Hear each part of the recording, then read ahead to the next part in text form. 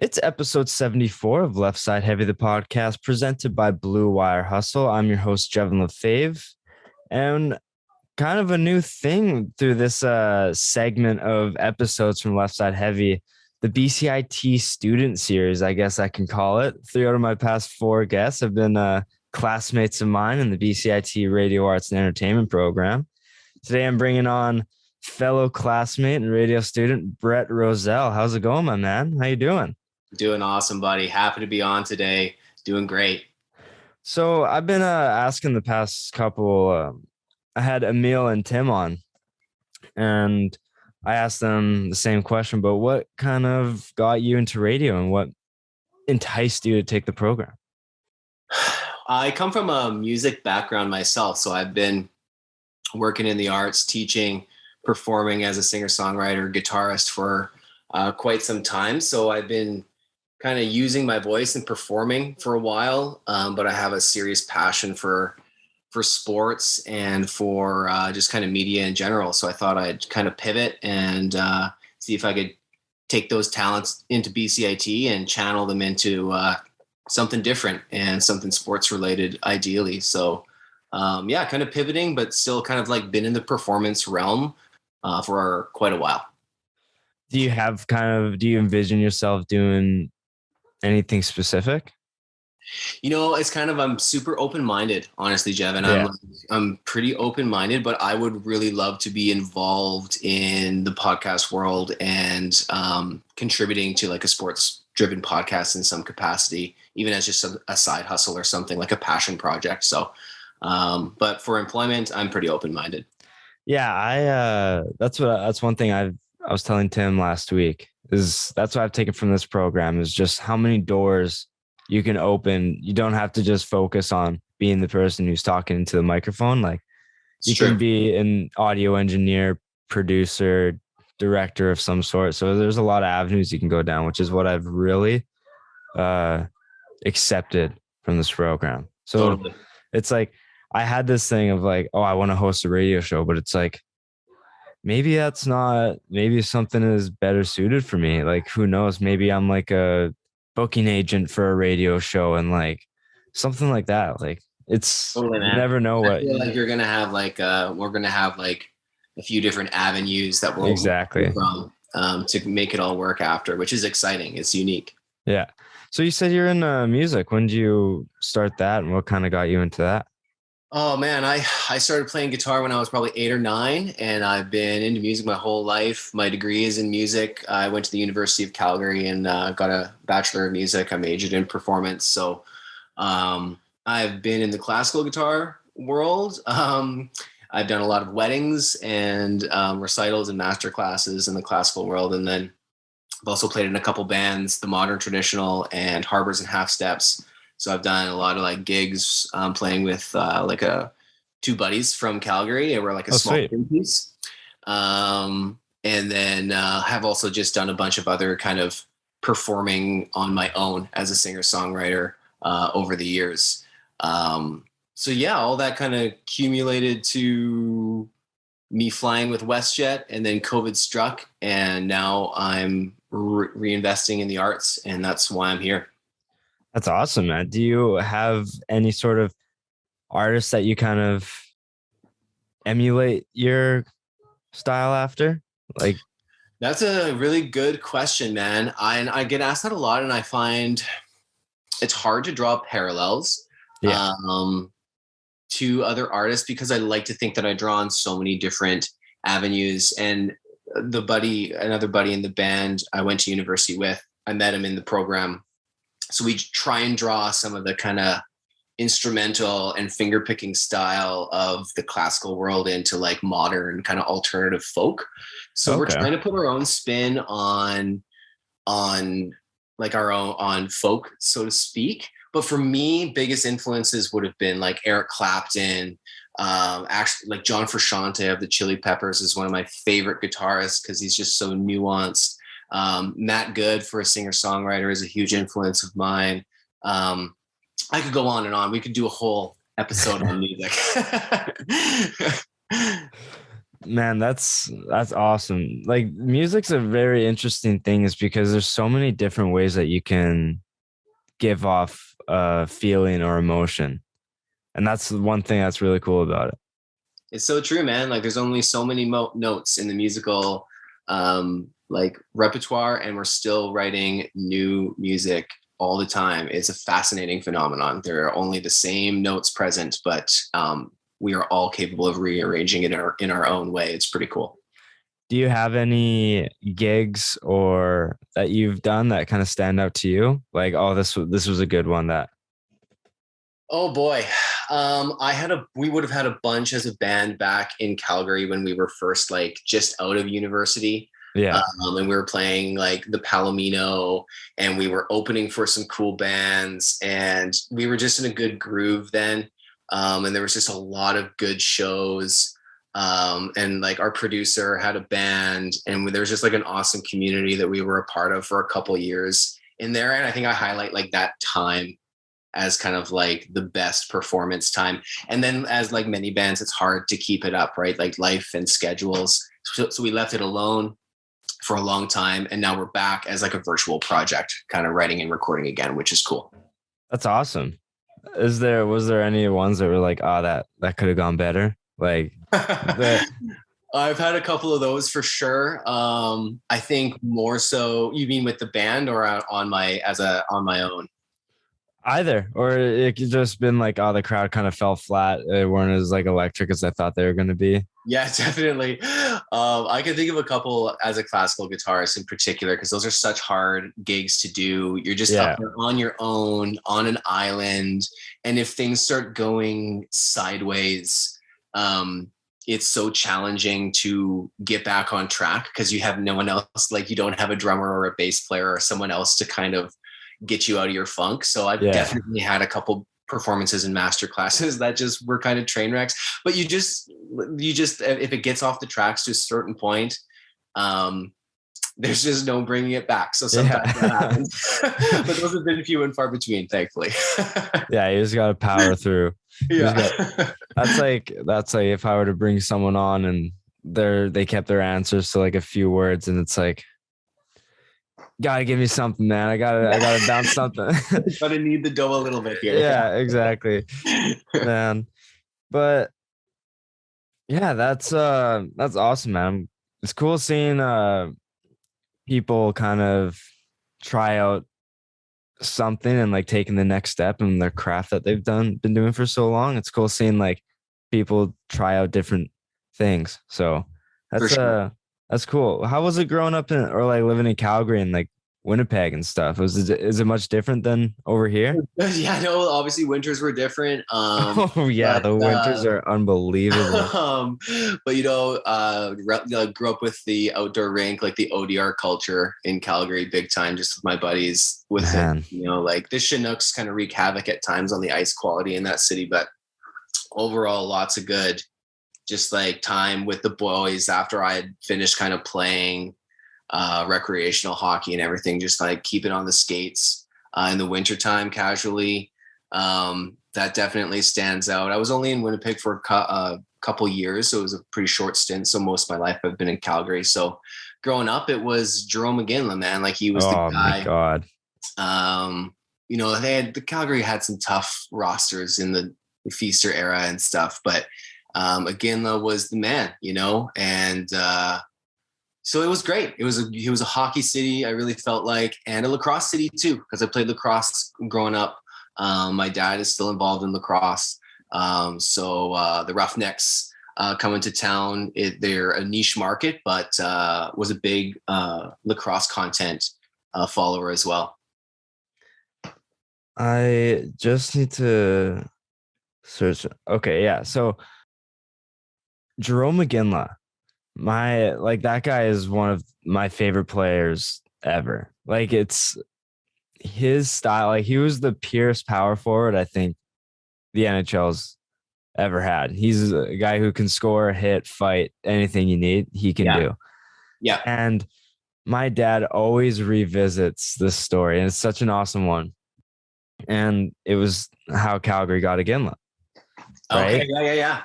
From Dallas? Yeah, from Dallas. He was just a prospect. I Yeah. think, where was he playing? Up in like Kelowna or something, like Kelowna Rockets. Yeah, I think so. Could And be mistaken, but and my dad was saying like the GM at the time for Calgary traded Joe Nieuwendyk, just coming off a 50-goal season.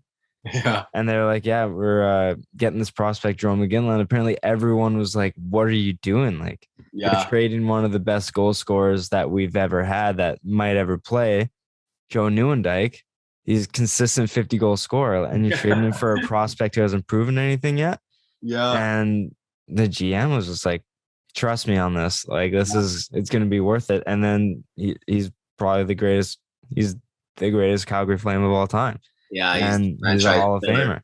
Yeah, that's a remarkable thing and a gutsy move. So Think of gutsy. so many GMs that have tried to do that and they thought they've identified a player and it does not go according to plan. So yeah, I mean, Aginla is a huge success story in that sense, trading a proven asset for like someone you've identified and it panning out in like the best way possible. Yeah.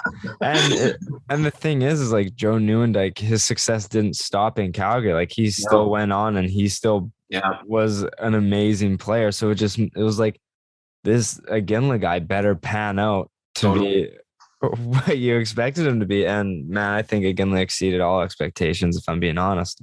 Totally, man. Yeah. And like, I think Aginla, when I think he scored so many goals, but as like a kid growing up in that city, I think of some of his scraps, right? Like when he fought Darian Hatcher, in the second round that year, those are iconic fights that lift your whole team, your fan base. That's your captain. I mean, he was just that guy. It was so hard not to be an Aginla fan. So yeah, just had to touch on that. His scraps, he was. Oh my gosh, he threw bombs. He threw bombs. Yeah, good fighter. One of the best memories was 2010, Team Canada, the pass from the sideboards. Absolutely. Iggy. The golden goal. Yeah, absolutely. That's a play that I don't think gets talked about enough. Yeah, the Crosby goal gets talked about, but I don't think people talk about that pass as much as they should. Totally. No, I agree wholeheartedly. And I think you ask a lot of Canadians who set up that goal. And I don't know, maybe hockey guys would know, but you're right. It was such a great play. And again, to Crosby. And yeah, he's kind of, everyone's going to remember the goal scorer, I guess. Yeah. But such a brilliant play. And it just epitomizes his play. Selfless, right place, right time. He wasn't shooting the puck this time, but still just a great, great play. Yeah, it was quite unbelievable. Were you obviously a big Calgary guy around 2004 when they went to the final? Oh yeah, and the city I'll never forget the vibe of the city and the Red Mile. And I mean, I was pretty young at that point still, but we were going out down to the Red Mile. It was super exciting, man. Like, yeah, never forget that. That whole spring was pretty electric.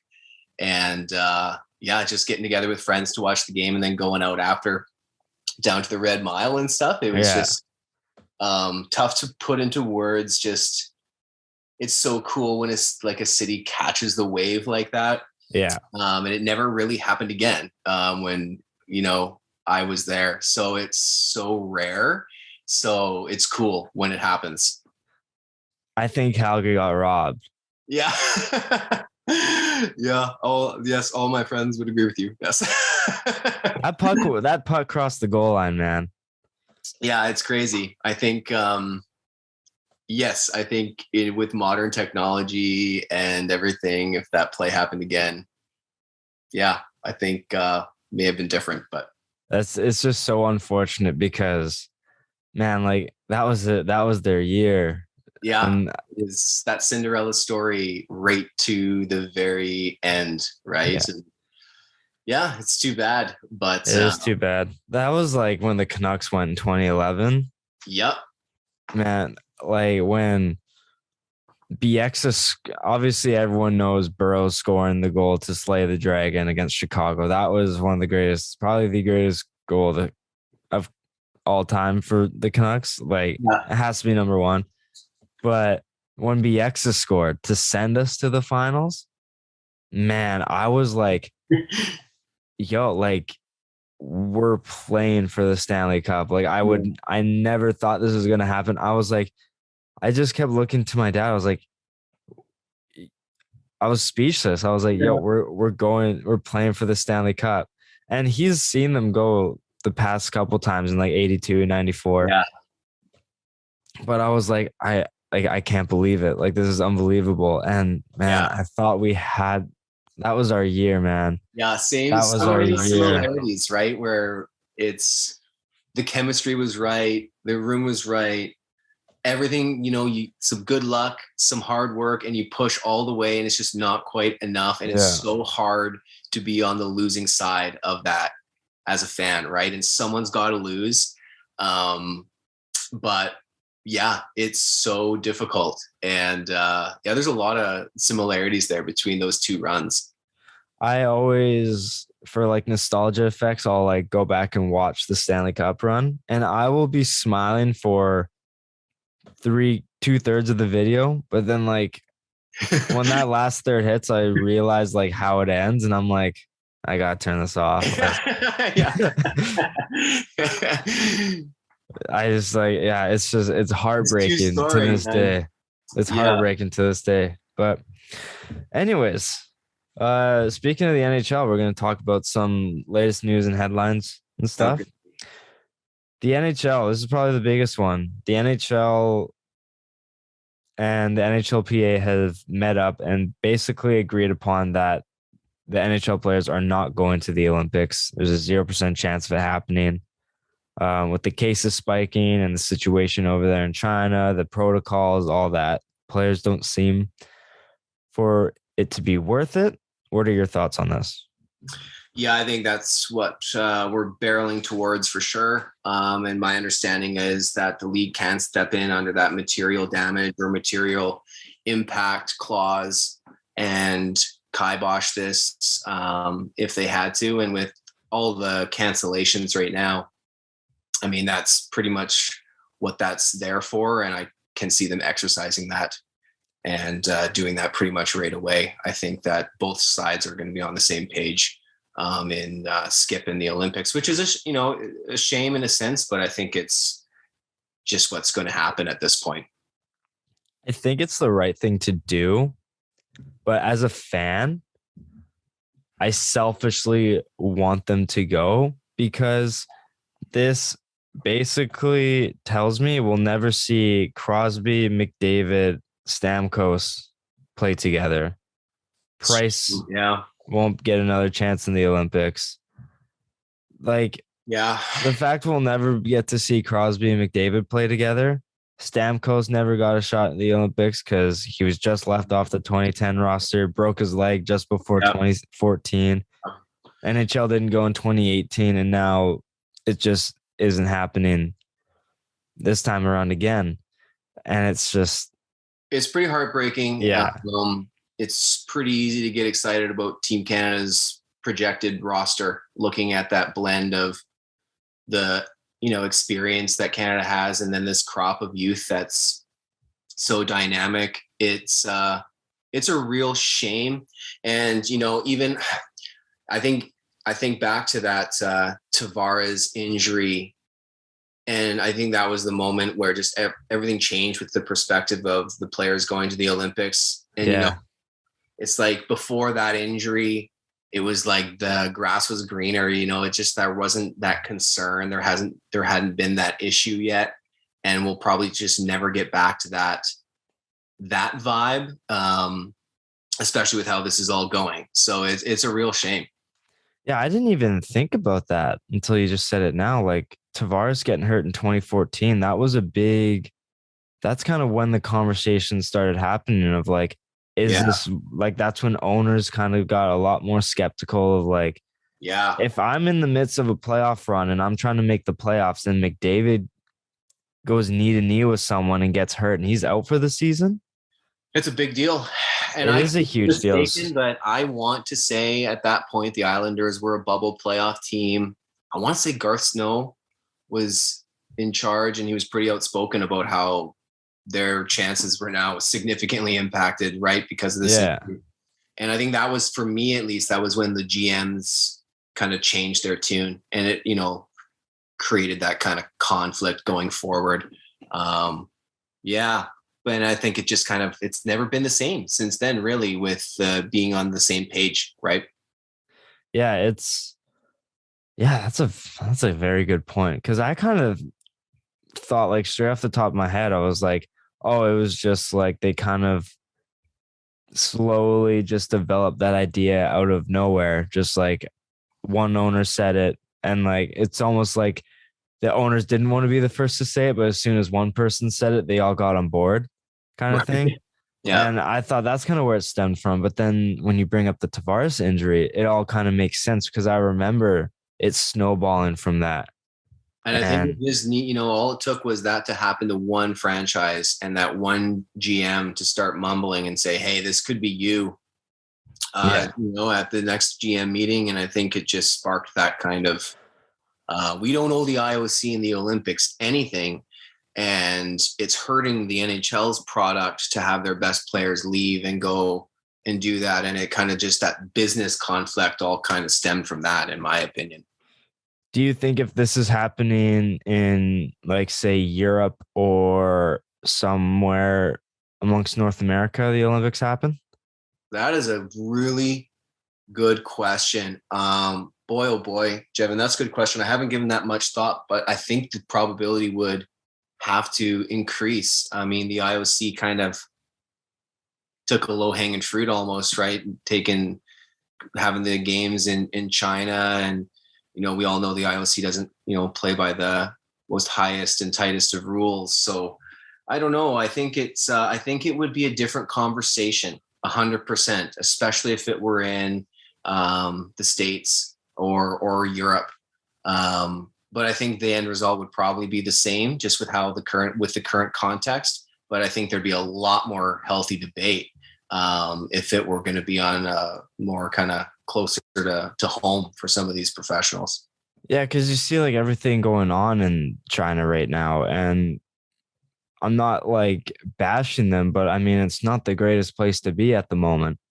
There's a lot of And conflict, a lot of issues. yeah, there's a lot of issues going on over there, and the protocols over there, I think, are a lot more harsh than it would be over here, man. And like, I'm just saying that's all speculation, but I think if it's over in North America or Europe, I don't think the protocols are going to be 5 weeks quarantine. Yeah. If you get it, I think it's just going to be the 10 to 14 if you're fully vaccinated kind of thing. And Yeah. No, I mean, like, that's my speculation. So I think the 3 to 5 week quarantine played a massive part in it, because say McDavid tests positive right before the gold medal game, right before they're set to come home, and he's out for 4 weeks. He's stuck over there in China, and he can't play for Edmonton when they're trying to make the playoffs.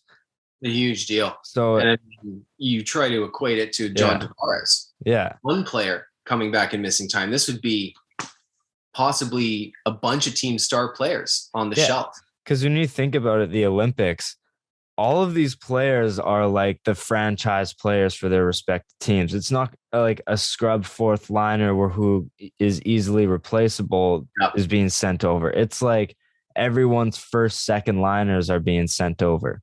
So 100%. it's like every team is being severely impacted if any player misses time, whether it's injury or COVID related illness. So 100%. it's a lot more big of a deal. I personally think that this happens if it's over in North America.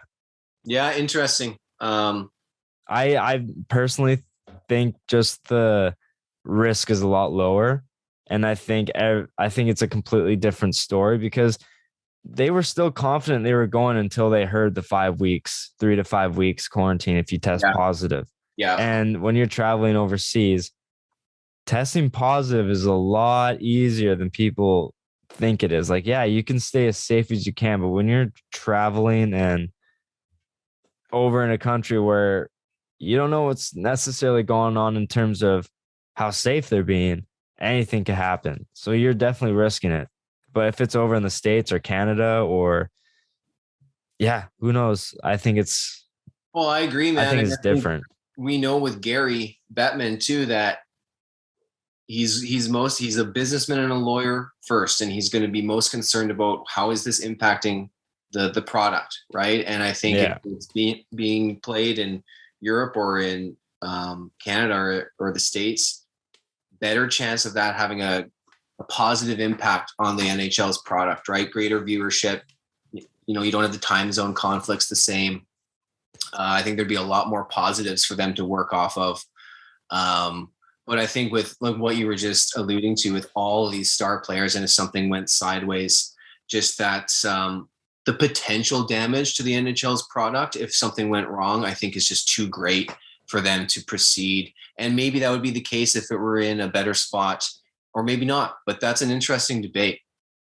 Yeah, it's obviously might be a waste of time to even talk about it because we just know it's not even like possible, but it's just something to like think about in terms of like the if, ands, or buts. Like the what if, you can play the what if game. Like, what if this was in, I don't know, like Colorado instead, like in Exactly. Denver, Mile High, or like Minnesota, where it's definitely something to think about. But I think as a fan, it's hard not to take yourself there because we want that, like our national team. It would be so. I think we need that remedy, kind of, right, to have that sense of nationalization. Everyone would watch those Canadian hockey games. There's such a huge like national unity thing. It's really too bad. So yeah, it sucks a lot, man. Yeah. Because I was looking forward to seeing like Crosby, McDavid, McKinnon, Point, Stamkos, McCarr. It's like, insane. Bro. Matthews. Yeah. Like Adam Fox, Charlie McAvoy. Some of the names that would be left off the roster. Like every time there's recruitment for Team Canada, but it feels like this time in particular, you look at some of that cutoff point and some of the names. Yeah. Like Matt Barzell, Bo Horvat are scraping for a spot, and they'd be any other team's first line players. Yeah. It's wild. Yeah. Tough not to get super excited, but alas. Yeah. It sucks, man. I was looking forward to it hard. As soon as I saw like they were like, yeah, we're going to the Olympics, I was like, let's go. Let's go. Yeah. NHL teams like fired up. I made like 2 different teams to like potential, and now it's just not happening anymore. Yeah, and the players seemed really excited about it too, which was wicked, and it's been deflated, right? Did you hear Stamkos's quote on it? He said he's like, if I'm given the opportunity, I'm going. And I was like, that makes sense because he's missed 3 teams that he could have made. Yeah. All because of one was he was just left off the team because it was like 2 years after he was drafted, 2010. So it was like, it's tough to make Team Canada at that time. 2014 breaks his leg. Like a few months, like 6 months maybe prior to the Olympics happening. And he just like, I think they put him on the team, but they were like, if he's healthy. Yeah, I remember that. Yeah. And question mark. And he's a champion now, right? Yeah. But that's his bucket list. That's probably that last item, right? And he's just you feel for a guy who can't check that box when he would have made those rosters. So yeah, that's tough. Very tough. But we'll move on to something related to a team that you follow pretty close. Paul Maurice resigns as Winnipeg head coach. And this was definitely something that caught me off guard, for sure. And he coached from 2013 to 2021. He had a record of 302, 213, and 57 with 572 games coached for Winnipeg. And the quotes, man, like, he is one of the most respected coaches in the league. Yeah. And to see him resign was something I was just not expecting. No, for sure, man. And I think to me, it's a tip of the cap kind of to a coach like Paul Maurice. And I think it'll feed his good reputation in a sense, because I think he's a man who kind of understood that there's a window to win, and he missed his. And the team, like the Jets, had some really good rosters.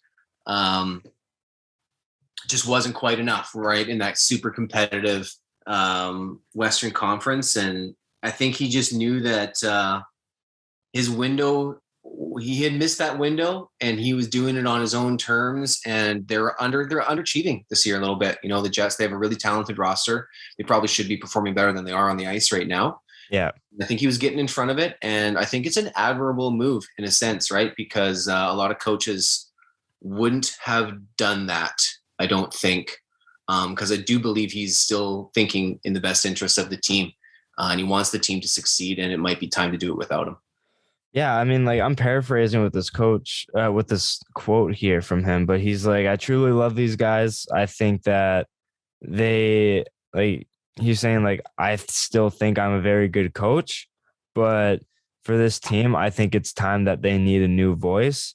Yeah. And like he said, he's like, you can only push a rock uphill for so long until you just can't push it any farther. And I think that's the point that I've gotten to.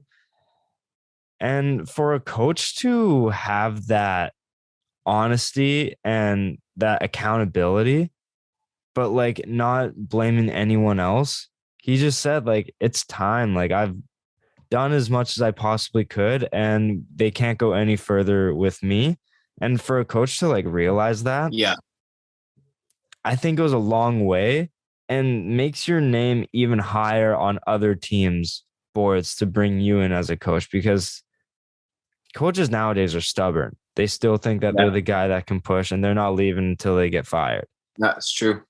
But like for him to have that is like, it's a good quality to have, and I think the guys will still respect him, and the locker room will be sad to see him go. And this is just my opinion, but I think it kind of coincides with Wheeler going down long term. Like, if anyone who followed the Jets, like, Wheeler has been his guy, and I think it's kind of like he's with Wheeler going down for a long time now, and the team where it's at. I think that may have been the final thing, because I think that was the voice in the room that was really pushing his message further. And Wheeler's been a really good captain. So losing Blake, it probably just felt like if this was the proper offshoot for Paul, and we'll see what happens. Yeah, I think he's going to get a job maybe even before the season ends. But in the off season, like, I think he's going to be a lot of teams like, yeah, let's go after him. If he's obviously willing to or wanting to come back, but I don't see why if he still thinks he's a good coach and has more to give, then why not, man? The name value, he's got name recognition, and he's got a great resume, and he did a great job with the Jets. It was just, you see it all the time where good teams, they just don't quite do it. They can't quite hit that window. I think of the Blue Jays, with those two awesome rosters they had, and they just didn't quite have the juice to get it done, and that window closes. And that's kind of what happened to the Jets here. So they're in a bit of a transition now.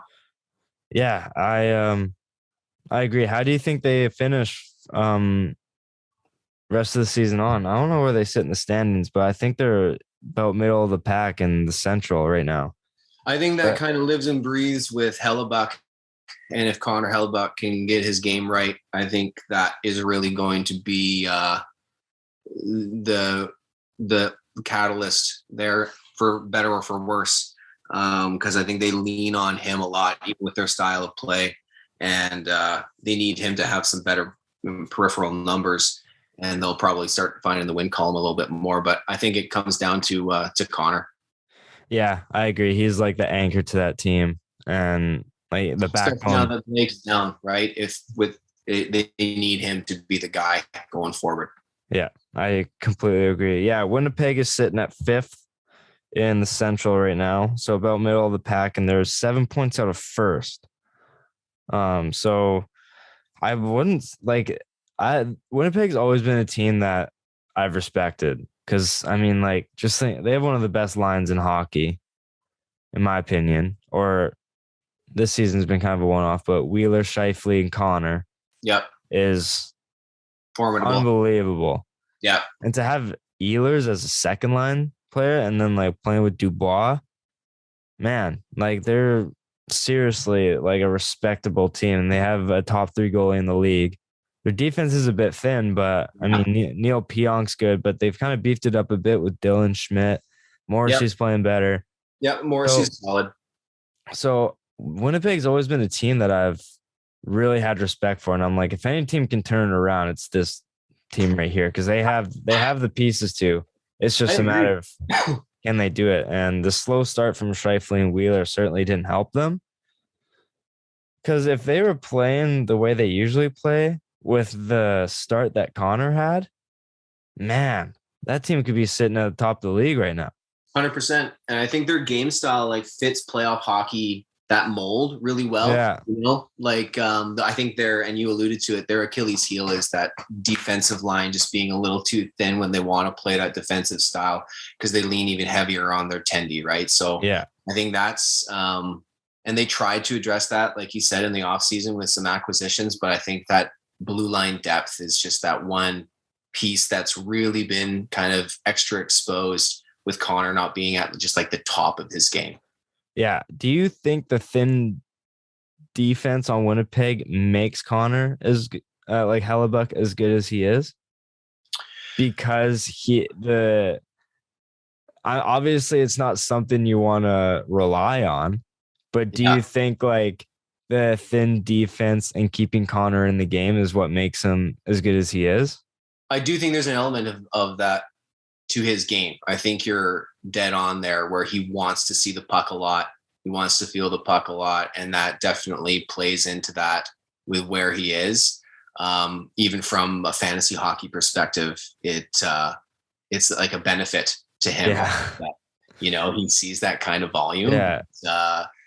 But yeah, I wonder if down like in the long run, especially in a playoff run, I think you need that defensive line to step up when your goalie's having an off night, right? Because exactly bound to happen, and that's I think just hasn't been the case for Winnipeg, and they just don't have that horse on the back end who can get them out of a pinch if their goalies just haven't not his best night.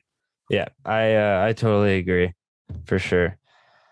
But yeah, we'll see him in the league by at least next season, if not for a team to kind of.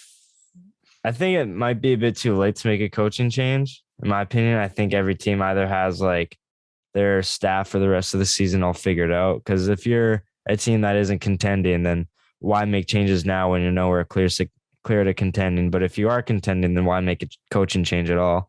So I think we'll see him in the league next year. Yeah, I agree. And it's just a matter of maybe Philadelphia. Yeah. Maybe a team that like needs to slightly get over the ropes. Like if Jim Rutherford hire for the Canucks, hires a new GM, he doesn't necessarily like Boudreau. Maybe Right. Boudreau isn't his guy. Maybe he wants Paul Maurice because I think Boudreau has like an option next year. Like I don't think next year's guaranteed. So we'll see, man. We'll see Paul Maurice behind a bench next year. And I think the league's better with him in it. Yeah, I think there will be a lot of calls coming his way just to see where he's at. And I think there will be a lot of franchises looking at their head coach and just saying, what's the comparisons right now? I agree wholeheartedly. He'll be working again as long as he wants to. Yeah, for sure. I think he's the media's favorite coach because he's the media. He's great with the media. That's one of his biggest strengths. He really doesn't pick fights. Well, he'll pick fights with the media and defend his players in the right spots. And he's really brilliant at that. So that's a strong point of his for sure. He's honest without being like arrogant and like an asshole. Totally. And he'll answer the question. Like he respects their job. Like he's well-rounded that way. And he gave good pressers all the time, his whole time in Winnipeg. So yeah. And he gave unbelievable sound bites too. Some that would just like make everyone laugh. But yeah, he would say like, look, I respect that you guys have to ask these questions, but right now I'm not answering them. And me would be like, cool. Okay. Instead of other coaches being like, that's a dumb question. Why do you have a job? Yeah.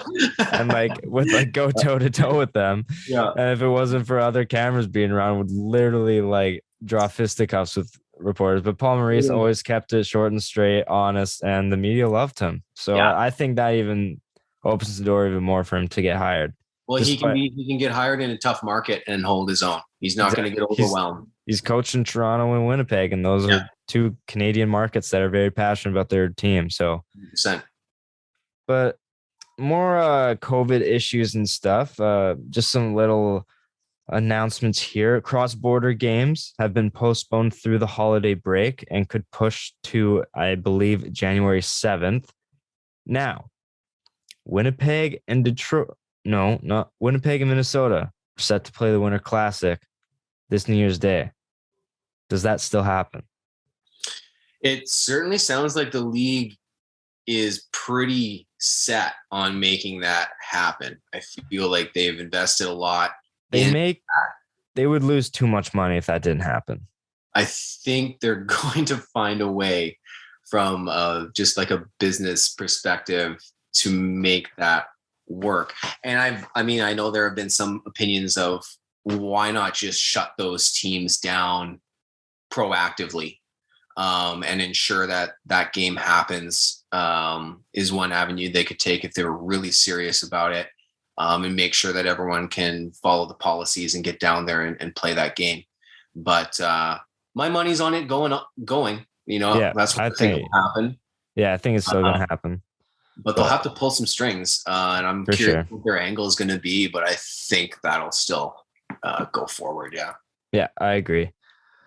The NHL and NHLPA have announced new protocol measures, basically just enhanced measures on indoor gatherings, eating, just like more separation between players, some ref mandates, all that. Basically the same protocols they had in place, just a bit more enhanced, or ones that they got rid of, like, okay, like don't have to be as separated while eating with the team kind of thing. Like, yeah, they've gone from in-person media to over Zoom. They've gone back to that. So they've done a whole bunch of those measures have already been taking place. But I mean, like, the document was like full, and I'm not going to bore everyone by reading every single one. Here we go again, right? Yeah, exactly. We're back to square one, basically. Yeah. With a total of 42 games have been postponed in the past bit, which is going to be interesting for the new year about how they're going to make all those work. Yeah, well, the fantasy hockey matchups have become an absolute crapshoot. Unbelievable. It's going to be wild. It's going to be crazy. Yeah.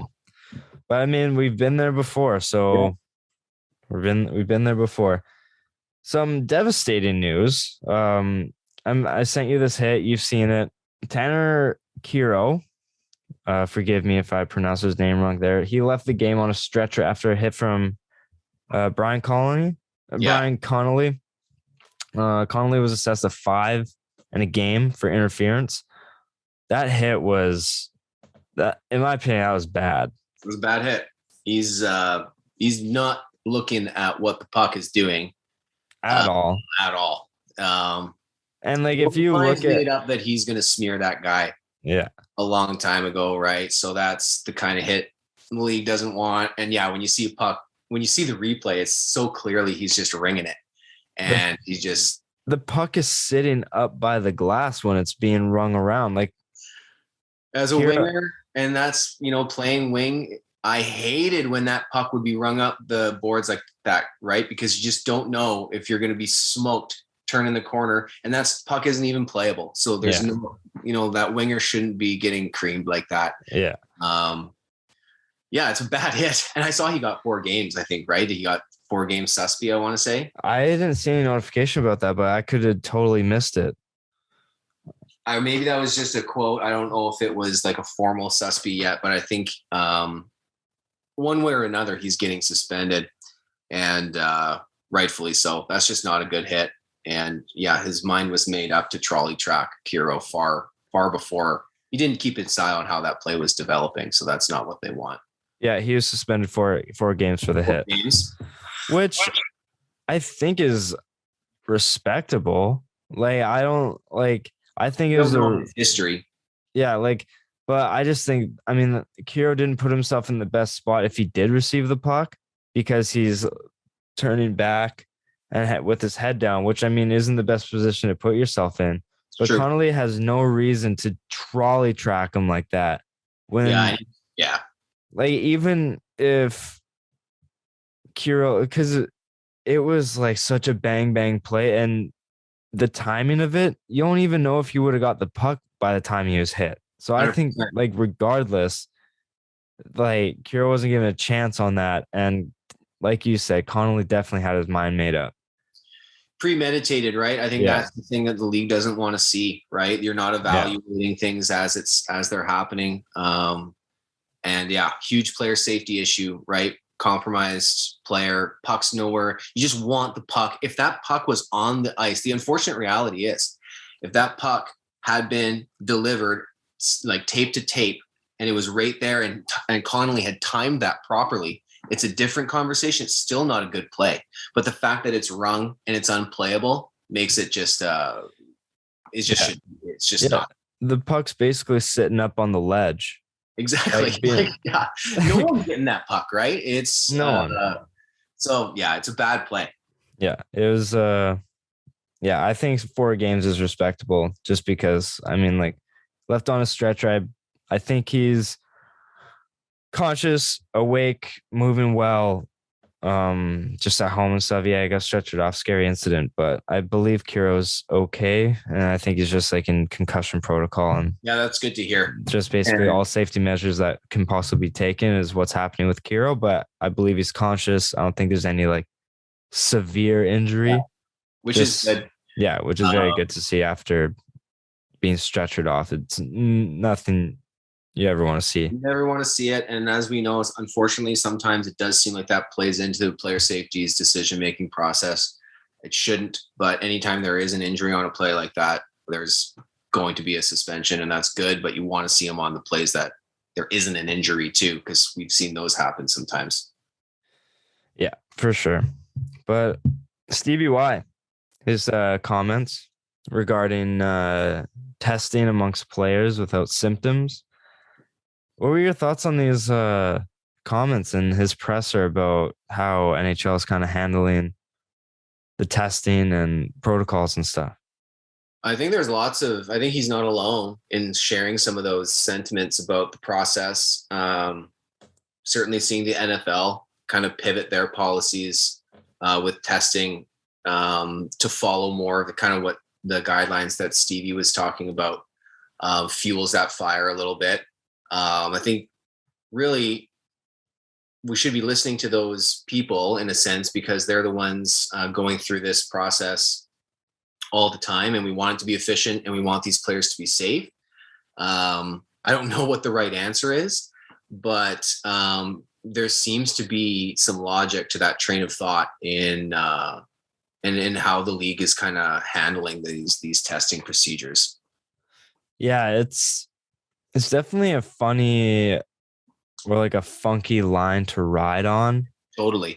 It's like I understand the NHL testing just to make sure there's no spread, but also like if you're so focused on people getting the vaccine, then like are we making any progress here? If like it's just such a hard thing to judge.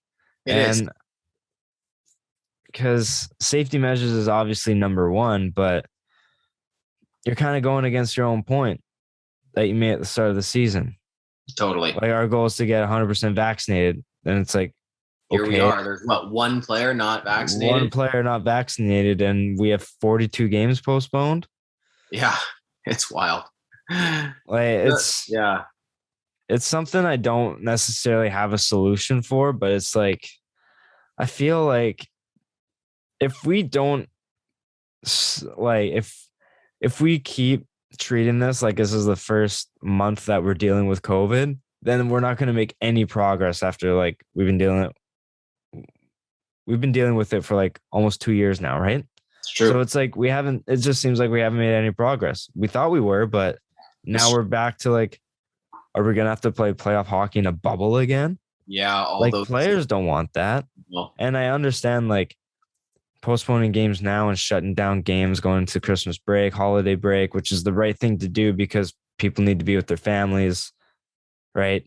It's true. I think they could have shut it down like last week. Yeah, it was getting to that point where it was compromising the like competitive integrity of the game, right? Like Carolina had so many players missing. I mean, it's not even their true roster, right? Like it's too far removed. So Yeah, I think shutting down is the right thing to do, but also like I I don't know, like we're just not making any progress here. And I feel like if we're just gonna treat it like it's some something a lot bigger than it is, then this is gonna be the new normal. And I don't think anybody wants that. No, and I was listening to the 32 Thoughts podcast there with Friedman, and they were saying how one thing that they've heard, and I'd be curious to know if this would ever come to fruition or if they'd think about it. But if it keeps going this way, but the goal is to get all 82 games in, no matter what, do they do kind of a baseball series kind of approach where two teams are healthy enough to play? Say Vancouver is going to travel just down to Seattle because those two teams are both healthy. Instead of just playing once, they play 3 games, right? Yeah. And it's just a matter of like getting those games in and kind of totally scrapping the previous schedule kind of thing and just like getting them in however possible. It's wild to think about some of those solutions, but I think as a fan, I just want to continue to see the product, right? Like it's kind of selfish, but as long as they're safe and there's a like solution that suits everyone, I think players want to play and we want to see the product. So any way it works, I'm open-minded to how I consume the content going forward. No, totally. Yeah, I brought that up, the baseball series style. And it's definitely something to monitor or at least think about in the back of your head. I think it'd be kind of cool. And actually, honestly, Jevin, I think it would increase some of that like sense of rivalry where that fourth time you play that team and you've seen that same face across from you on the faceoff circle, that fourth game, I think it's going to lead to some good hockey. So I'm not opposed to that at all. Well, yeah, you got a sense of that last year when it was just the Canadian division and teams were playing each other 9 times that year. Yeah. And you got that sense of like by the 7th time, it's like, hey, I hate this team more than anything. Yeah. Yeah. So you definitely got a sense of that for sure. And rivalry is good. I love rivalry. Fights were breaking out a lot more. It was so that rivalry definitely is a thing. Like it definitely does take a leap and escalate a lot more than prior matchups for sure. Like game 1 is a hell of a lot different than game 9. 100%. Like last year, like game 9 was like, there's a chance that no players come out of here alive. Whereas game 1 was like, okay, let's just play and see what happens. It's true. It's like a little playoff series, right? And I love that about baseball too, where you gotta win your series, right? Or better yet, get the broom out. But you're in that mini tournament mode each time you go to a city, which is kind of cool. Yeah, for sure. But that's all I got for the NHL right now. Is there anything else you wanted to touch on? No, that was good, man. Yeah, I think we hit on a lot there. That's good. Yeah. So let's talk some NFL. So week 15 slate happened. There's still games. There's 2 games today and 2 games tomorrow. So it's kind of different it's pretty funky with all the postponed games and everything. But we'll talk about what's happened so far. So I want to start with my Patriots on Saturday. Yeah. And they do you know what? We'll start on Thursday. KC and LA. Sure. Very looked at game for a lot of people. You know, Herbert, Mahomes, like they're 2 obviously like high caliber players now and high profile players, especially Herbert. A long time. And with LA beating the Chargers this year, it's become more of a legitimate rivalry coming into play now because now the Chargers seem a lot more legit because they've defeated what people call the juggernaut in the league in Kansas City. Chiefs edge them out in OT 34-28. Did you watch that overtime? Great game. Yeah. That overtime was like 4 plays and like Kelsey runs it in from like 35 yards out. And he had such a great game. Oh my goodness. Yeah, it was unbelievable. But yeah, what do you think of this newfound rivalry with the 2 young studs facing off in Herbert and Mahomes? I love it. And I think the NFL loves it. this is what they're going to build on. They love these kind of two young stud quarterbacks, same division, 2 games each year. We're going to see a lot of primetime games with these two in the years coming forward. For and sure. That's okay, because Justin Herbert's exciting. I really like what Herbs brings to the field. And Mahomes, we've seen what he can do. And the Chiefs kind of seem to be getting their mojo back a little bit. So that was a brilliant game. It was a great just entertainment product to be viewing. And I think we're going to get a lot more of that between those two franchises going forward. Yeah, you could argue that these are the two faces of the league right now, or like for the future at least. 100%. And I think they were really, I think the league and even the fan base was really craving for someone to step up and kind of box with Kansas City in that division, right? Because the Raiders just can't do it, and the Broncos need a quarterback. And it's awesome that there's a team that's actually there stepping up that can go kind of pound for pound with Kansas City in those big games. It's fun to see. For sure. I completely agree. I picked Herbert off waivers his rookie year in fantasy. Nice. Yeah, he had like one game he threw for like 300 yards and 3 touchdowns, and I was like, hey, waiver pickup, always free, pick him up right there. Didn't have to like put any money towards him. No, it was just a free agent pickup. That's brilliant, man. That's a league winning pickup. Yeah, it's he's helped me out for sure. Did a dynasty league? Did you keep him? It's a dynasty league, yeah. Oh, that's sick, man. Yeah, I have got Mahomes in my dynasty league. I drafted him in like the 4th round of the rookie draft, and like he rode the pine for a year, and then he started ever since, and he'll start for me forever. Yeah, until he retires, for sure. I want to move on to my Patriots and Colts because I'm a sad boy today. Yeah, fair, man. Fair. And I mean, I was high on the Colts going into the season, so seeing them do well now doesn't surprise me at all because I think they got a very well-rounded team. I've always believed in Taylor. Like he was, people were saying he was the best running back coming out of the draft, his draft year. Yeah. And I mean, Carson Wentz, he's playing under a coach that he played his best ball under, Frank Reich. And Michael Pittman has proven he's a wide receiver number 1. And their O-line and defense is something their defense is respectable to keep them in games. And you can do any damage behind a good O-line. So I've always believed in the Colts this year. And yeah, the Patriots it sucked. It sucks seeing them lose, right? Yeah. They're still first in their division. But if I'm being honest, man, I think they're going to need to bring a lot more like power, and just they're going to have to be a lot more dynamic if they want to do good in the playoffs. Like, I'm sorry. Well, I think it was the first time we've seen Mac Jones and the Patriots really play from behind, from multiple possessions. Yeah. Behind. And actually, I took Mac Jones in my dynasty league, by the way, late round pick. And I think he's got a lot of, I really like what I see out of him. But he's not the quarterback yet that you feel confident the ball's in his hands and you need to make a throw when it really counts, right? Because a lot of their wins have been more game script dependent, and that's not a problem because they've got a great balanced roster. But I think for them to take that next step, little more development from their quarterback. They're young. This is his rookie year. So that he can make some of those throws when it's crunch time, and they can fall behind by a score or two and kind of have the confidence to throw their way back into the game if needed. Because we can see that if they can control the game script, the Patriots can win football games 100%. Yeah, I definitely think they need more pieces. I think they need a true legit number 1 wide receiver because I don't think they don't have that this year. I don't think Aguilar. I don't think Myers is it.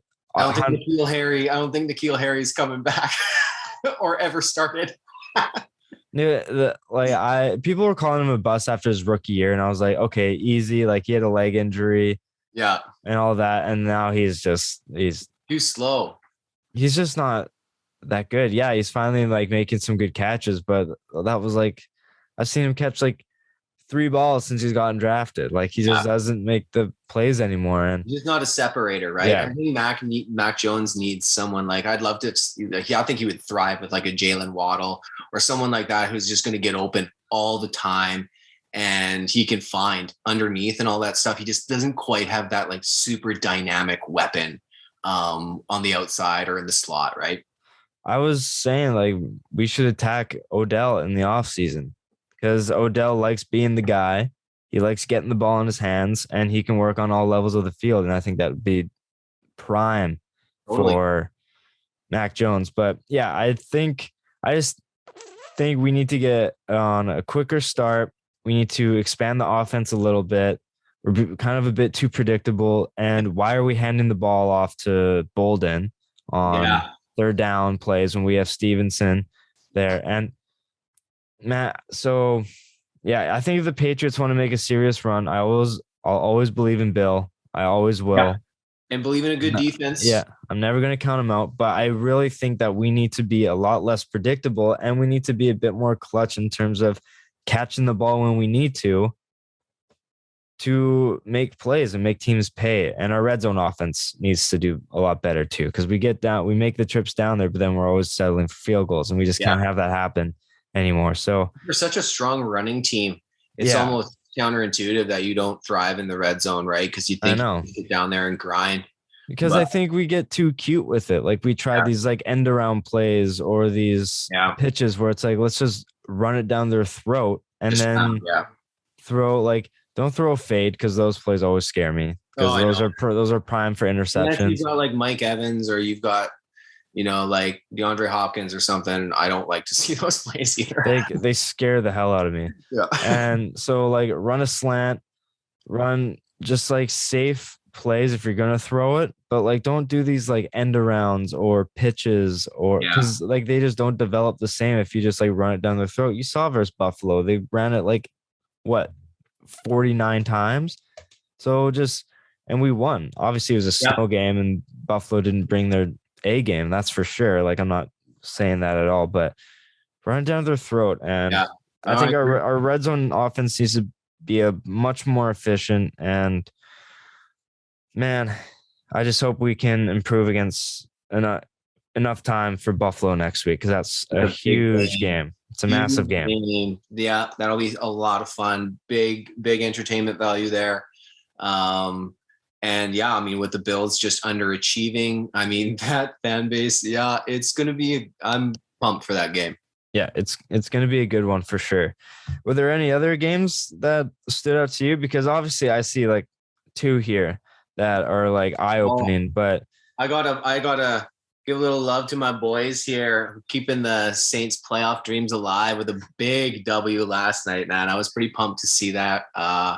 I've been following the Saints forever, since like Aaron Brooks was throwing the ball and Deuce McAllister was running the rock. So I've been following their product forever, and it stings not having Drew this year. It hurts me every time I turn on the TV and see him on the panel. And last night he's like on the panel, and it's just wrong. But I was pumped to see the Saints shut out Brady and the Bucks. I don't know if this. I'm a bias. I'm a big fan, but I love to see that. And the Saints defense is very good, and I think there's a lot of comparisons between the Patriots and the Saints, because I agree. Defenses, good offensive lines, good running games. The Saints don't have enough wide receivers, and the thing that hurts the most is now we're just one of those franchises that's looking for quarterback help, because Taysom Hill is, he made some good throws last night. He also missed some wide open throws. So he's not the long-term solution. So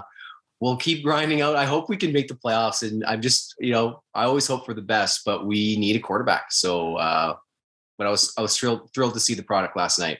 Yeah, because it's funny you say you're a Saints fan, because like good friend of the show, most recurring guest on the show, Hayden Barton, one of my basically a half brother to me. He's a massive Saints fan too. Oh, wicked. And I don't know what it is about your damn team, but they just have Brady and the Bucks number. Yeah, they do. They just have their number. And I don't know what it is. I'm never confident in seeing Brady play New Orleans, because he just can't get a win. Yeah, It's the weirdest thing. It like Saints until the playoffs. Saints could be winless. They could be 0-13 and the Bucks could be undefeated and I still would be hesitant to take the Bucks over New Orleans. Those divisional games, right? It's so weird. And I like because Brady is still in the MVP race, in my opinion, but this definitely hurts his case because this is a huge game. Like, yeah, New Orleans has always been tough, but like you got to be able to. This should have been a lock. Yes, based on records, based on repertoire, reputation, and all of the above, based on everything. Locked up the South. Yeah, they had prime time. This should have been a lock, but the damn DAT Nation, they always come to play against this team. And it's just so weird. It's so weird. Yeah. No, I love to see it, man. And, 7-7, with no real. You guys are in the last wild card spot, man. And anything can happen. Very reasonable schedule to finish it off. So I think there's a possibility we win out. But and hey, if you guys play the Bucks in the playoffs, man, you never know. I'm definitely throwing money on your Saints, which might not be a good thing because any team I bet on seems to fucking lose, but I don't know what it is. But well, I think if we can get into the dance, man, we get into the tournament, we'll see. It's been a lot of heartbreak with Drew the last few years. Yeah. So I'm just happy that we're in the hunt. I'm happy to see a competitive team this year because I really wasn't sure. I knew the defense would be strong, but we're in the thick of things, and that's what I want as a fan. I just very curious what the offseason brings for New Orleans in the draft and with Russell Wilson maybe being floating around and Aaron Rodgers might be floating around. And I eagerly anticipate the offseason because I think something's going to happen. Sean Payton wants to win again in New Orleans before he moves on to the Niners. So I was texting Hayden last night about the win and stuff. And I was like, an Odell signing and Russell Wilson trade, and you guys are Super Bowl contenders because even right now, if I were to face you guys in the playoffs, you guys are definitely a team that I'm not taking lightly for sure. Cause I like that defense is unbelievable. And say he's a game wrecker.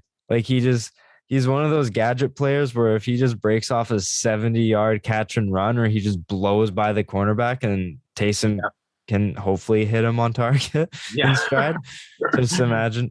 But no, like the Saints are definitely, and Kamara, obviously, like how have we not said his name yet? But like Kamara is like, in my opinion, I think he is the best running back in the league just because he can do everything. He can do anything you want. He's a good runner of the football and he's been healthy. He's shown that he's been durable.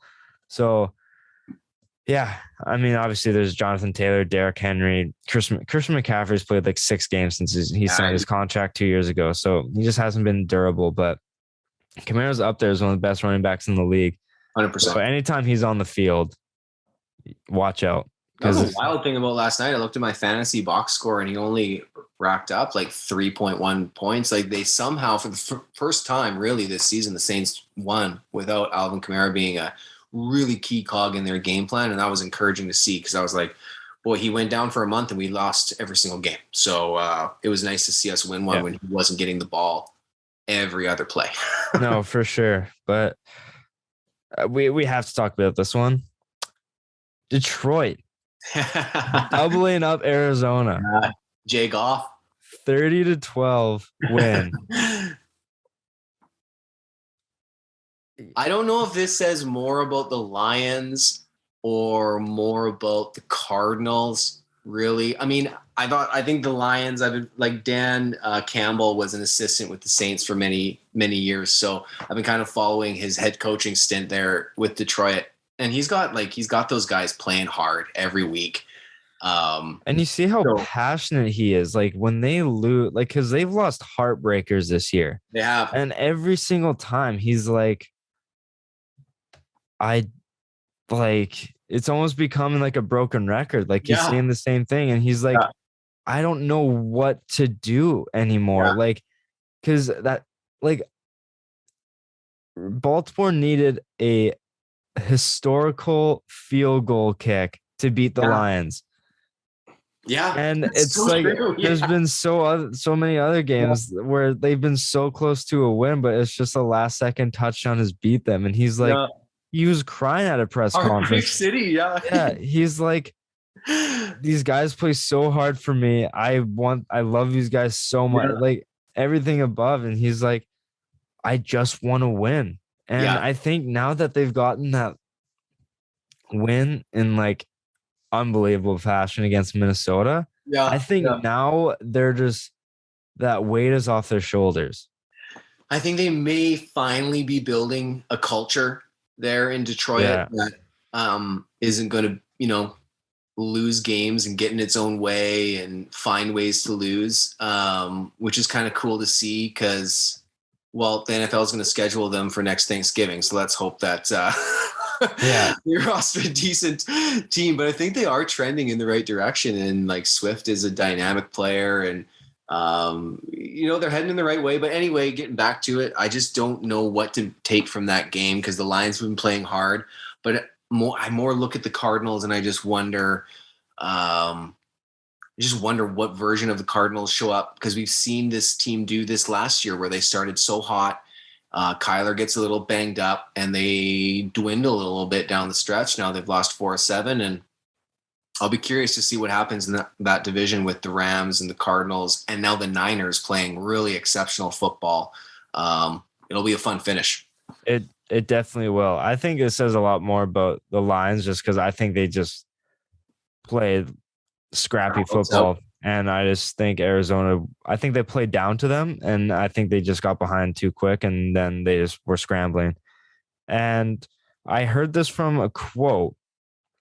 And my dad may have said this, or it may have been like Tony Romo saying it, or Gus Johnson saying it, maybe. Like, I'm not 100% sure who said it, but Jimmy Johnson said that it was harder coaching against bad teams than good teams because it's easier to prepare your team because they know they have to bring their A game against better teams because they know that if they screw up, then they're going to fall behind. But if they're playing a bad team, then they're going to come in not 100%. They're not going to take it as serious. And if they fall behind and they're playing against a team that they weren't expecting, then all of a sudden they're scrambling. And it's harder to get them back on track. It's harder to game plan. What are they going to bring?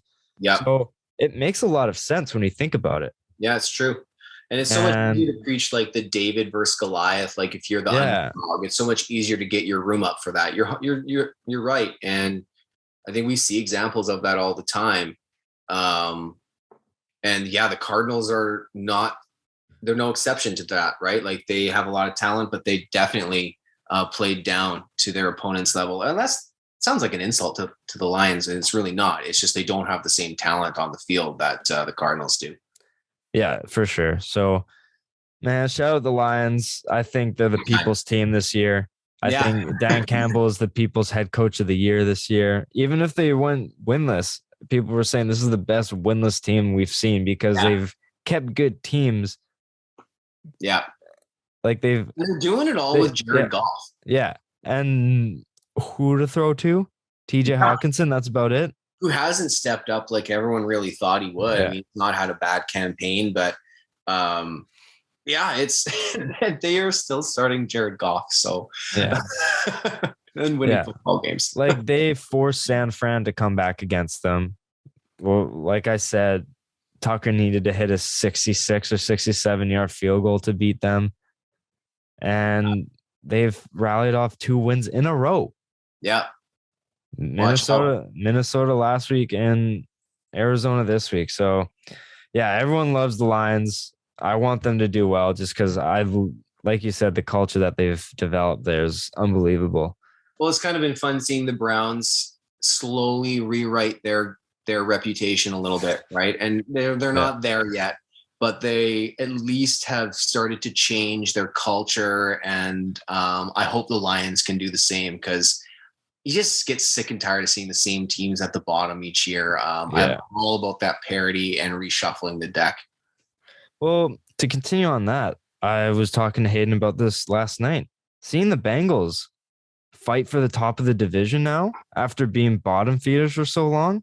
Yeah. It's so cool to see. Like, they just beat the Broncos 15-10.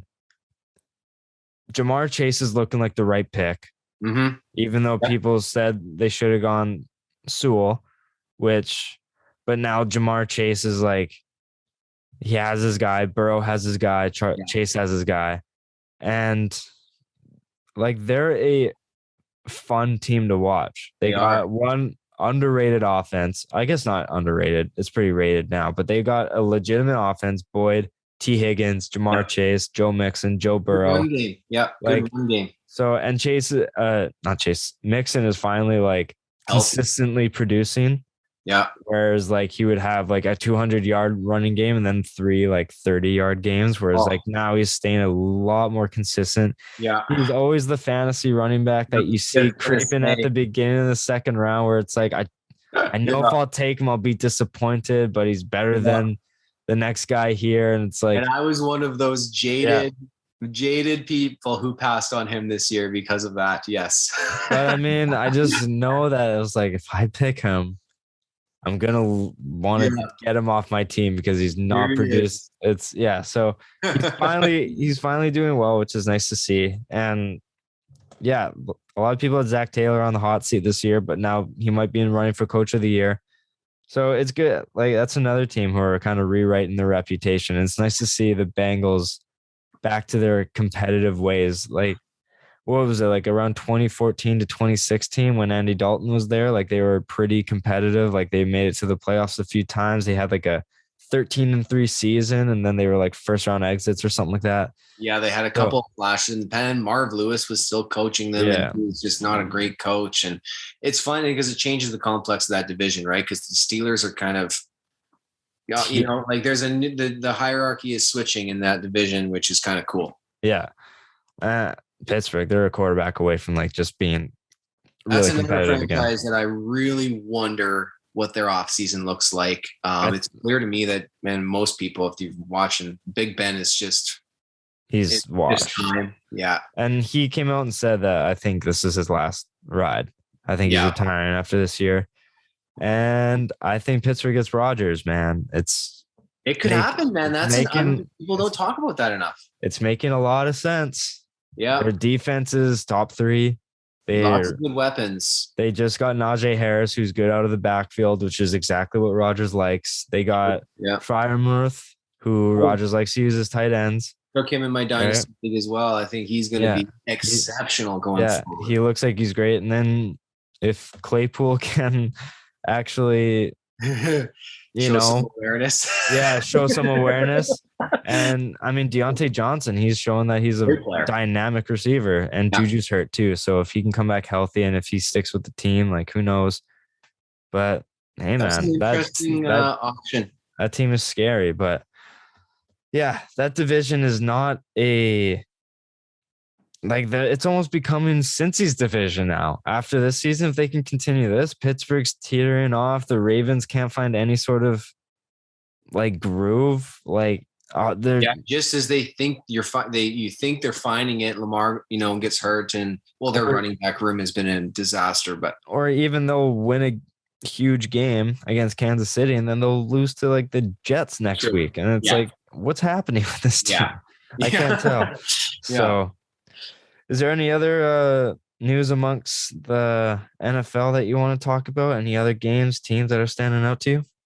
Not significantly. There will be some intrigue just with what happens with these final matchups, just with how if it shakes up that wild card playoff picture at all heading into next week. But it was nothing else from the matchups perspective. I think it'll be a nice slate of games next week, though. Some great ones right off the top. I mean, even starting with the Thursday nighter and the Niners and the Titans, there's going to be some good football. It's a fun time of year for football. Can't beat it. I didn't even bring this up. Urban Meyer was fired. I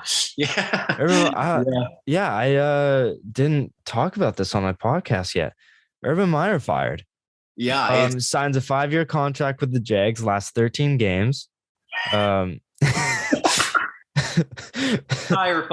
Yeah. I mean, Trevor Lawrence was screwed immediately. Yeah. He had zero chance. No, I mean, I don't even know where to begin with all that. It just seemed like such a comedy of poor decisions from, I mean, you can't blame him for drafting Travis Etienne because no one's going to project him going down for the season. And he could have been and probably will be a really great player. But boy, Urban Meyer, I mean, it just looked like he never had the room. And just an awful product. I mean, that team was just ill prepared to play football most weeks. So it was long overdue. 13 games was too much. Yeah, what do you think about Josh Lambo coming out and his quotes and about what happened with Urban Meyer and him? I didn't hear his quotes actually. What was he? Do you mind paraphrasing that for me? So he came out and with amongst the Urban Meyer news within Jacksonville, he sorry, I just was gonna bring up the quotes here on Twitter here. Yeah, no problem. I know Marvin Jones apparently had some run-ins with Urban. I'm sure many players had some run-ins with Urban Meyer. It sounded like he ran a bit of a dictatorship, which is just not going to fly in 2021. So Lambo said, amongst the Urban Meyer controversy with everything going on this season, Josh Lambo, former kicker, says he's in a lunge position in camp. I believe this happened in August. And he's in a lunge position, left leg forward, right leg back. And Urban Meyer comes up and kicks him in the leg and says, "Hey, dipshit, start making your effing kicks." And then Lambo was like speechless. He just like couldn't believe what happened. He was like, it wasn't a hard kick, but it definitely wasn't light. He said he'd put it like around a 5 out of 10. And then he said, he was like, "Don't effing kick me." Yeah. And then Urban Meyer said, "I'm the head ball coach. I can kick you whenever the F I want." And that is why he's no longer coaching. I mean, that's an archaic way to run a football team, it's an archaic mentality. But because I had read the reports of him kicking players, but I hadn't heard that specific kind of interaction. So, but that it doesn't shock me, unfortunately, right? I mean, it sounds like that was the kind of situation he was trying to run, where it was his way or the highway. And that kind of coaching approach, I just don't believe works anymore. It could have worked in college. It doesn't work in the NFL because these are grown men who have enough power to override you, especially in this time now with PC culture, all that. Yep. And man, like, yeah, it just doesn't work. And like, what are you doing, man? Yeah. Like, you're not fooling anyone here. No one's gonna take you seriously. Well, and not only all the stuff going on surrounding the team, but then the decision-making process on the field. And he's insisting on running out Carlos Hyde and giving him the football. Just stubborn, right? And just not adept for today's game. So adios. The Jags have some potential there. They have a lot of work to do on that roster, but next season, I'll be curious with a healthy Travis Etienne and Trevor Lawrence with a coach who hopefully is really working with him in his development. We'll see what they look like next year. Yeah, I totally agree with you there. So I wanted to talk some MLB stuff with you, but we're kind of running long on time here. So we'll kind of save that for another time. But sounds good, buddy. On this show, we do a little segment called Time for the Press, and I send out on my story. If anyone has any questions, send them in, and followers and listeners tune in and ask us questions and thoughts on topics. Sweet. So this first one comes from Hayden Barton, just talking about him. And he says, "Is the next question for the Jags Dennis Allen?" Ooh. Now, I don't necessarily know who Dennis Allen is. I'm not aware of that name. He's the defensive coordinator for the Saints. So he was filling in for Sean last night as head coach. And there was a report I read this morning that he had a quote saying he would relish an opportunity to take on the head coaching role again. because obviously his tenure in with the Raiders was probably more of a byproduct of just that like sewage tank of an organization at that point than it was his coaching ability, and it was his first gig. But he's done such a good job with the Saints D. I mean, that defense is unbelievable. I think, and honestly, I love Sean Payton. So again, I'm biased, but I think he's just spits out like good coaches that come from that system.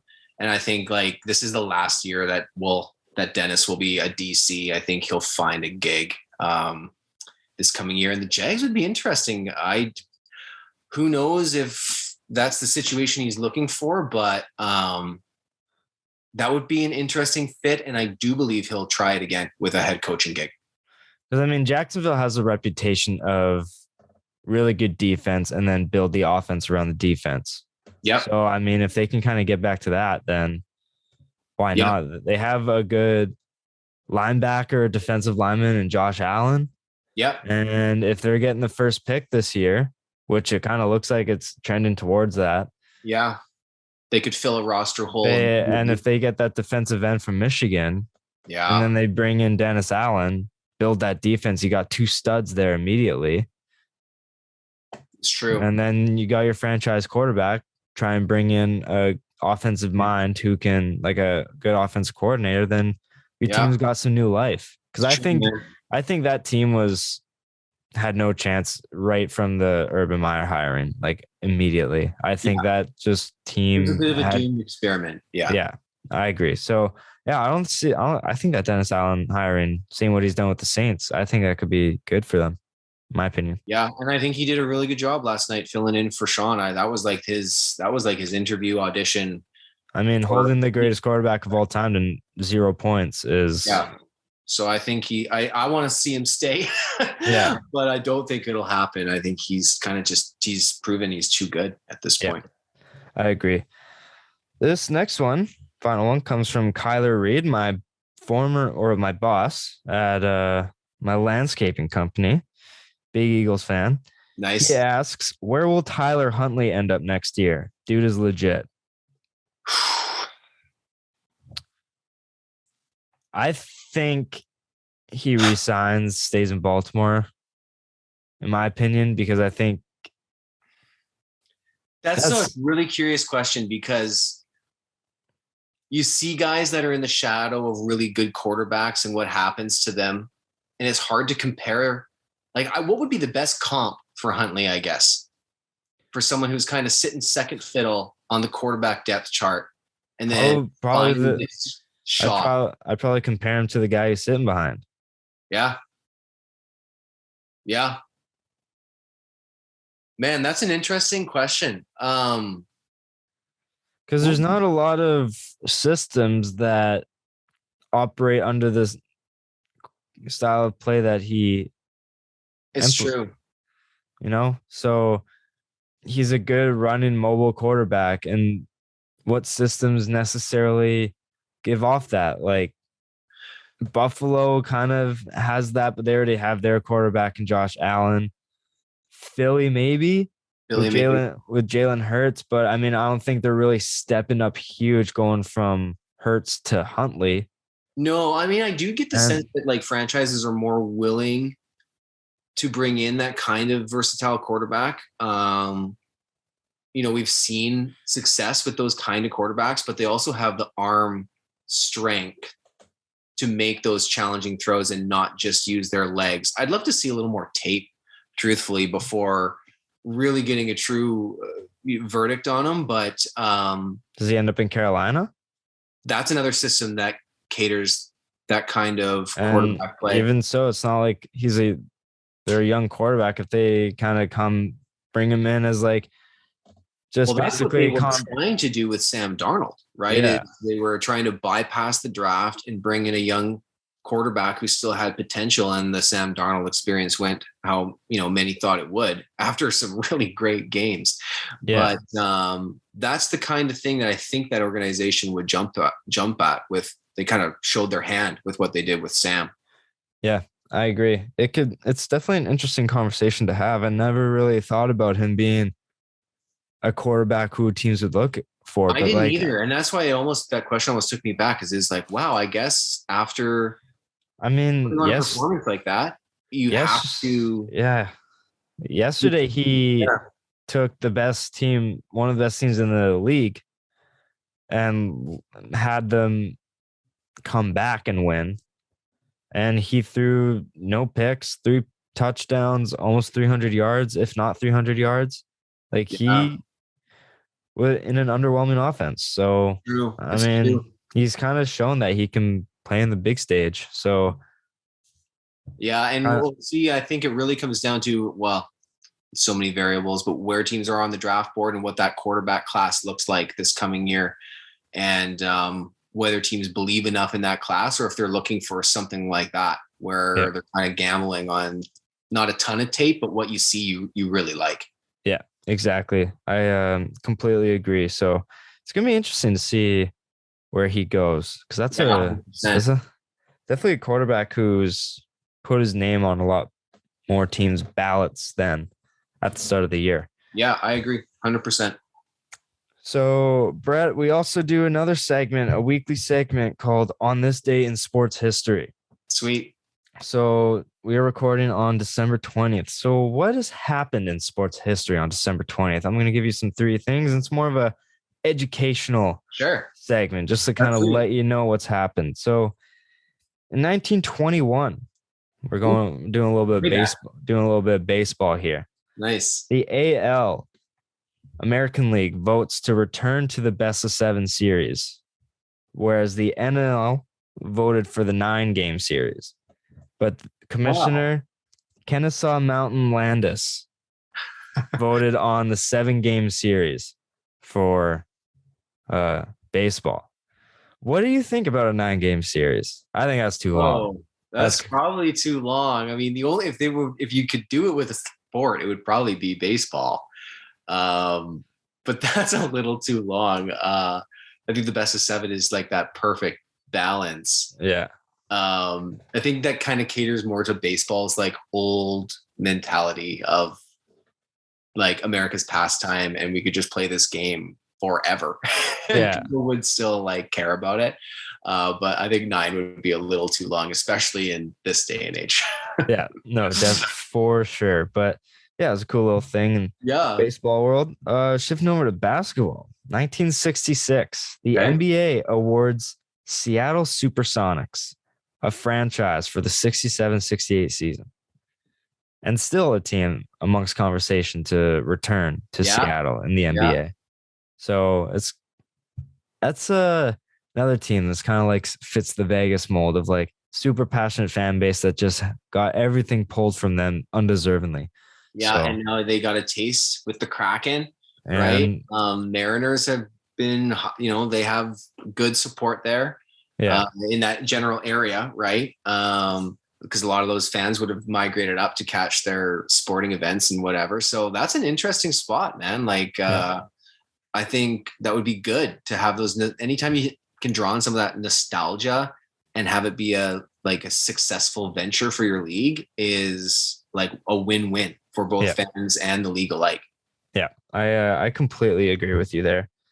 And to end things off, 1973, Montreal Canadien Henri Richard records his 1,000th point. 1,000. Wow. So kicking it back there, one of the all-time greats. So 100%. Yeah. Wow. That's I love how you like went like through it way back. That's wicked. And 1,000 points. I mean, that rolls off the tongue so easily, but that is so many freaking points. yeah, Like it's remarkable. Even though the game was a little different then, but it doesn't change how like it's just wild. 1,000 points. whenever people bring up that argument about the like whether the GOAT debate on like Gretzky and him scoring the amount of goals that people say, his era kind of sucked, that kind of Yeah. thing. Like I always say, then why didn't everyone do it? Yeah, it's true. It's true. Right? It's so easy. Yeah. If it was so easy, why didn't everyone get almost 1,000 goals and 2,000 Yeah. points? If it was so easy, That's it was so true. Yeah. so. I mean, back then, I don't think everyone was recording 1,000 points, but No. Henri Richard found a way to do it. So, Greatness is greatness, right? yeah, what does he have? Like 11 Stanley Cups, or is that, yeah, because it's Henri and Maurice, right? Yeah, just such dominance for so long. It's unbelievable. Not only point score like points, and then just like franchise success. Yeah. It's incredible. It is incredible. Brett, man, this was a hell of a time. That was wicked. This was a ton of fun. Thank you so much for coming on. Thanks for having me. It was a blast. I love having guests on who can talk about different sports and have some knowledge in it. So it was a pleasure having you on. Oh, anytime, buddy. Anytime. Let the people know where they can find you, any projects you're working on. Yeah, absolutely. You can find me on Instagram, Brett Roselle Music. I am actively a musician, singer-songwriter, as well as a student at BCIT. So you can follow me at Brett Roselle Music on Instagram. My website, brettroselle.com. And on TikTok, as well as Brett Roselle Music. So hit me up on any of those social platforms. You can find me and reach out if you want. I really appreciate it, Brad. You guys know where to follow me on Instagram at Jevin.Lefave, on Twitter at JevinLefave. Find anything for the show on Twitter, Instagram, and TikTok at LeftsideHeavy_. Be sure to subscribe to the YouTube channel, Left Side Heavy. Turn on notifications. Comment, like, leave all of that. It really helps the show. And leave a rating on Apple and Spotify. Helps grow the show. And I apologize. I may have called you Brad like 2 seconds ago. I meant to say Brett. I meant to say Brett, but for some reason, I think Brad came out of my mouth. And I literally, I'll be honest, I have no excuse for that. So it's all right. You were immediately forgiven. Brett, thank you so much for coming on once again, man. It was a blast. And I'm looking forward to having you on again. You're really, you're cool. You're a good time. That's for sure. So, I'd love to, man. Anytime. We'll set it up again. 100%. I loved it. So I'll keep consuming the pod, and we'll chat again soon. And one thing before you head out, it is the holiday season. So how are you celebrating that? I am here. I've got a 3-month-old son now, so it's his first Christmas. So rock star in the making. A lot of excitement. Just some family stuff, keeping it low key. But yeah, it's my son's first Christmas, so that'll be kind of fun. What is your favorite Christmas movie? Oh boy. Honestly, Home Alone, like the original Home Alone for me. Great because movie. I'm not big on like the Hallmark. Like I love Christmas movies. I'm fine with them, but I always like a little more slapstick, a little more offbeat. So Home Alone was great because it was still a Christmas movie technically, but there's a lot of slapstick humor in there, and just watching, I just love the classic humor in Home Alone. For sure. I agree. Do you have any Christmas traditions you kind of stick to? Honestly, my dad was a firefighter, and then I worked in aviation. So our Christmases have been in flux for a long time with my family, but my wife's family is very tradition oriented. So there's going to be a couple big dinners that we'll be a part of this year. And building some new traditions now with our family. Yeah, with ours, we just watch Polar Express every Christmas Eve. Awesome. Every Christmas Eve is Polar Express. Right before bed. Yeah. Polar Express has become one of my favorite ones, and you got to throw Christmas Vacation and Elf up there too. Yeah, Elf. Oh yeah, 100%. Elf is all time. It's in a Christmas movie Hall of Fame. That's for sure. It is. Yeah, that's for sure. Wrong.